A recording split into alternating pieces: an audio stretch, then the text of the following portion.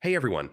In this guide, I'm going to show you how to get a general ledger report in QuickBooks Online using the updated 2026 layout. So first, let's open up a browser and head to QuickBooks.com. Click Sign In, enter your email and password, and once the dashboard loads, we're ready to go. On the left menu, click Reports. This takes you to the full Reports Center. At the top, use the search bar and type General Ledger. QuickBooks will show the report right away, so go ahead and open it. By default, you'll see every account and every transaction for the current year.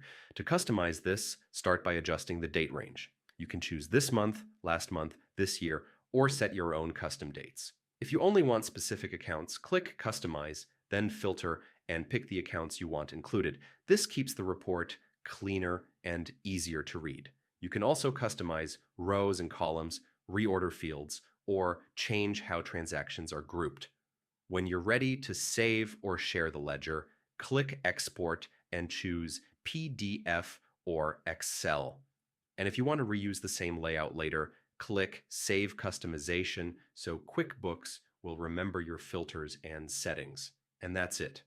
That's how to get a general ledger report in QuickBooks Online for 2026. Thanks for watching.